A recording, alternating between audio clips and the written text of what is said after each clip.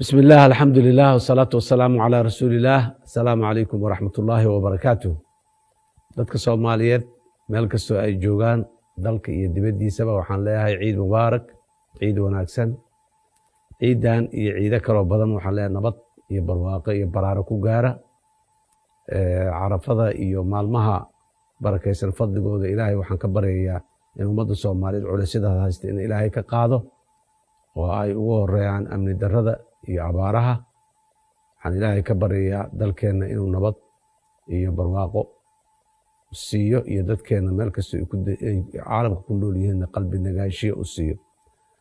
waxaan sida caadiga ahayd mar kale dadka Soomaaliyeed kula dardaarmayaa inay walaaloobaan, calooshooda isu furaan, iscafiyaan. maalintan weliba khaasatan carafa ee barakaysan daraaddeed in la isu cafiyo, ilaahay dartiis dadka loo cafiyo. fursaddan ama munaasabadan maantana maalin fiican oo lagu aadiyo waaye iscafiska iyo iscalool xaarista in lagu aadiyo.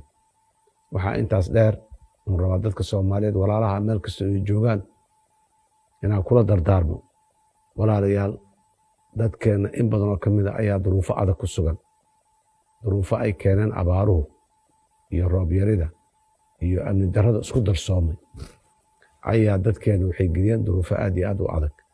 waxaan dadka Soomaaliyeed meel kastoo ay joogaan aan ka codsanayaa in la istaageero, kooda waxaysanin kooda waxaystahay inuu la wadaago. deriskaaga fiiri meel kastoo aad joogtaba, maanta deriskaaga ma faraxsan yahay, ma ciidayaa, caruurtiisa muxuu ahaay maraq iyo hilib ma cunayaan, adiga haddii gurigaaga laga cunayo laga cabayo. marka walaalayaal farxadda aan wadaagno, nin walba ninka gacantiisu gaaban tahay kii gacantiisa ay wax ku jiraan hala wadaago, deriska hala waxeeyo, dadka dhibaataysan xarumaha ay joogaan ha loo gurmado, ha loo gargaaro, ha loo tago. irxamuu man fi lardi yarxamukum man fi samaa. aad iyo aad ayaan arrintaasi ugu adkaynaya dadka Soomaaliyeed meel kastoo ay joogaan.